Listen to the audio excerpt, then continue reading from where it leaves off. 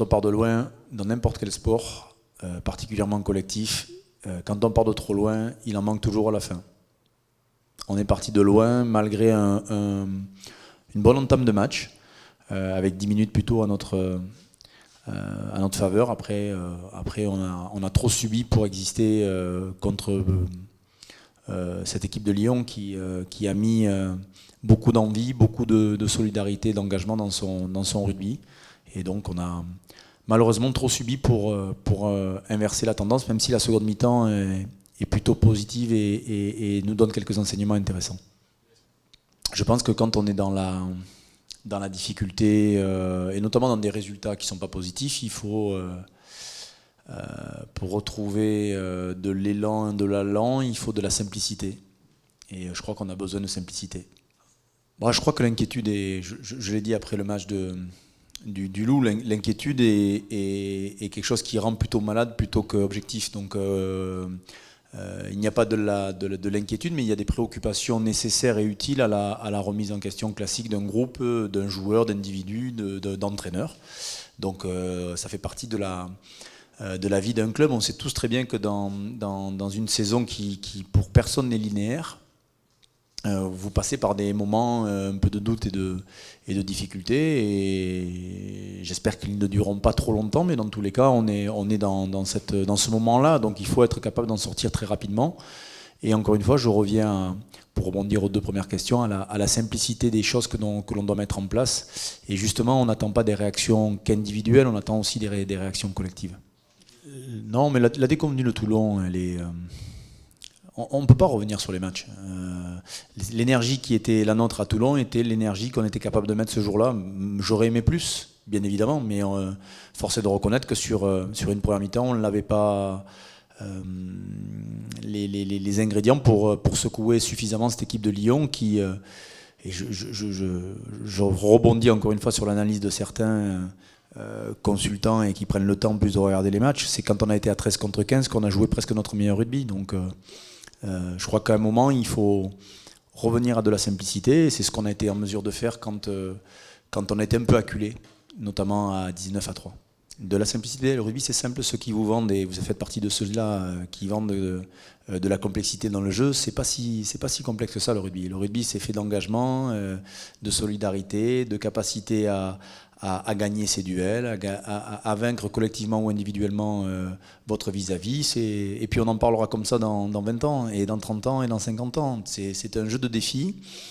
Le défi ne se comporte pas et ne s'arrête pas à du défi physique et individuel. Je crois beaucoup à l'évitement, je crois beaucoup à la capacité à bouger les hommes et le ballon.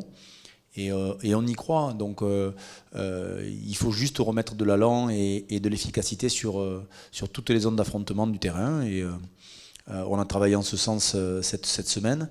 Après, je vous rappelle que lorsque vous perdez vos 2-3 premiers ballons en touche et que vous êtes un petit peu secoué sur les phases collectives, notamment sur les ballons portés, ça ne suffit pas pour gagner à l'extérieur. On sait tous très bien que même si on est moins pénalisé que nos adversaires sur les 3 derniers matchs et les 3 dernières défaites, ça ne suffit pas. Comme quoi, quand on avance la discipline comme étant une règle absolue, le rugby c'est un tout. C'est un tout, et parfois, plus on est dans la simplicité, mieux c'est. Non, je le savais avant de venir. Après, la saison avant que j'arrive, Guy Novès, avec 20 ans de titre, avait été remis en question, en cause, après 5 défaites d'affilée. Et c'est normal, c'est logique, ça fait partie du jeu, et on est tous conscients que plus vite on retrouvera et on renouera avec la victoire, plus vite vous sortirez. Je vois qu'il y a du monde à la conférence de presse, et c'est logique. Il y avait beaucoup moins de monde il y a quelques semaines, donc il y a eu du monde à Toulon quand Toulon n'était pas bien, il y a eu du monde à Montpellier, il y a eu du monde l'an dernier à Clermont après 4 défaites à la maison. C'est logique, et ça fait partie du jeu, donc il faut juste savoir que c'est un élément qui fait partie du jeu, la pression médiatique, la pression, et c'est normal qu'au Stade Toulousain, on n'accepte pas 3 défaites d'affilée, mais c'est normal pour vous, pour les supporters, pour les partenaires, pour les joueurs et pour les entraîneurs, c'est valable pour tout le monde. On n'a pas le droit d'accepter ça. Après, on a aussi à remettre des choses dans l'ordre, et malheureusement, on ne va pas demander à nos supporters de jouer, on va demander à nos supporters de nous soutenir. en nombre, je l'espère, dans les moments où c'est un petit peu compliqué, mais on va demander aux joueurs de faire ce pourquoi ils sont là et là où ils peuvent agir, c'est-à-dire jouer leur rugby sans trop se mettre et à la fois de pression, mais par contre remettre un petit peu d'engagement, de simplicité et d'envie dans tout ce qu'on va faire. Quand vous gagnez autant, forcément, vous attisez et vous générez beaucoup d'enthousiasme autour de vous. Et c'est tout à fait logique. J'ai eu la chance très jeune de gagner beaucoup ici et j'ai eu du mal à comprendre pourquoi je ne gagnais plus quand je suis parti. Mais je crois que le Stade Toulousain est un club à part. Donc forcément que cette envie et cette attente sont des choses importantes pour nous. On ne signe pas au Stade Toulousain et c'est pas un club anodin. Vous avez pu suivre les uns et les autres. Le fait d'avoir envie de gagner les titres, c'est important. Mais je crois qu'il y a la question qu'il faut se poser tous autant que nous sommes, acteurs du club, que ce soit entraîneurs, dirigeants, personnel et surtout joueurs, c'est qu'est-ce qu'on fait chaque jour pour être les prochains à gagner.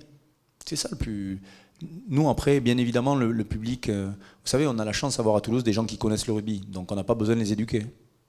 J'estime qu'il nous faudra très certainement un petit peu de temps, mais j'estime surtout qu'on sait où on veut aller, que les embûches et les écueils seront peut-être présents, mais on a envie, dans tous les cas, de se donner les moyens d'être le plus performant possible. Après, c'est vrai que la concurrence d'aujourd'hui, il faut vraiment avoir vécu ailleurs pour se rendre compte que depuis 4-5 ans, le rugby a évolué notamment en France et la concurrence n'est plus la même. Le titre se jouait entre 2-3 équipes dans les années... Alors, si je le ramène sans faire d'historique, se jouait à 2 équipes dans les années 80-90. Ça s'est joué à 3 dans les années 2000. Et aujourd'hui, c'est 5, 6, 7, 8 équipes. Et honnêtement, je veux bien qu'on me vende de certaines équipes comme étant des petites équipes en construction, mais La Rochelle,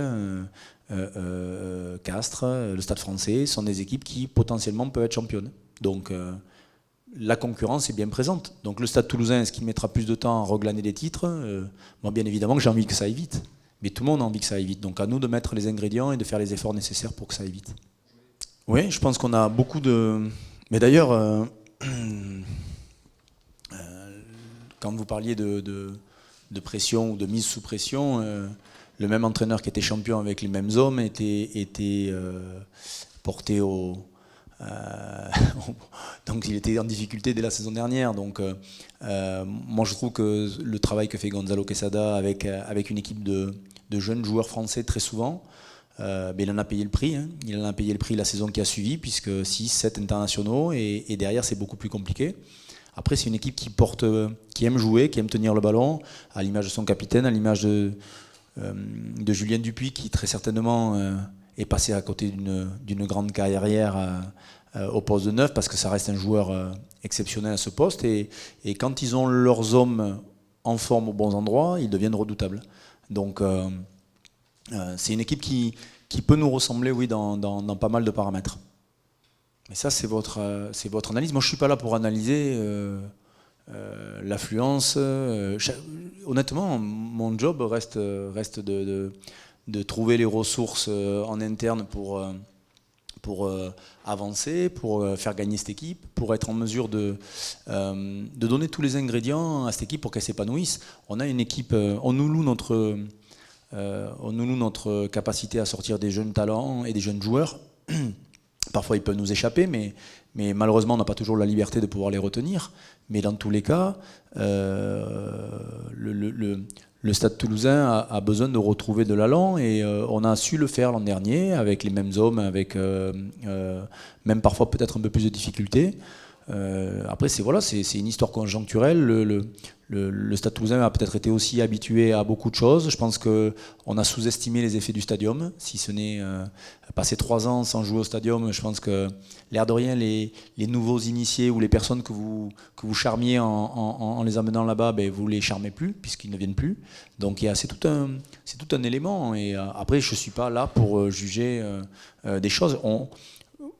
Si vous vous amusez, puisque vous êtes beaucoup dans l'historique du club, si vous vous amusez à regarder l'historique du club, à chaque fois, à chaque changement de génération, on est passé par ces moments-là. Moi, j'ai joué dans des stades en étant champion déjà ici, en étant champion de France en 94, en 95, on ne faisait pas guichet fermé ici. Hein. Donc je pense qu'on a une mémoire un petit peu sélective. On aime bien se rappeler des belles choses. On a du mal à se rappeler des moins bonnes. Mais le Stade Toulousain est passé par des éléments cycliques. Après, 20 ans de succès comme ça reste à ce jour inégalé et je pense inégalable. On verra si les grands argentiers du rugby sont prêts à cracher pendant 20 ans pour avoir des titres, mais toujours est-il que le Stade Toulousain doit retrouver un mode de fonctionnement qui sera celui des années 2016 et plus, et pas celui du passé, parce que le passé, on n'y peut plus rien. Je suis désolé de vous le rappeler, mais le passé, on n'y peut plus rien. Et encore moins Hugo Mola, entraîneur du Stade Toulousain, il n'y peut vraiment plus rien. On va essayer d'agir sur les endroits où on a quelques leviers, et les endroits où on a quelques leviers, c'est le moment présent, et essayer d'avoir une perspective plutôt intéressante sur le futur, en gardant nos jeunes talents, en allant chercher des garçons qui vont nous amener aussi de l'enthousiasme, et puis en générant de l'enthousiasme auprès de nos supporters. Mais nos supporters, ils ne nous lâcheront pas parce qu'ils nous ont jamais lâchés, même dans les moments compliqués. Alors après, la variable d'ajustement de passer de 15-16 à 1000 à 18-19, c'est pas forcément les supporters qui la font, c'est la variable d'ajustement, c'est plus la curiosité ou autre. Luc McAllister est sorti à la mi-temps, donc sera très certainement pas dans le groupe ce week-end. Et pour le reste,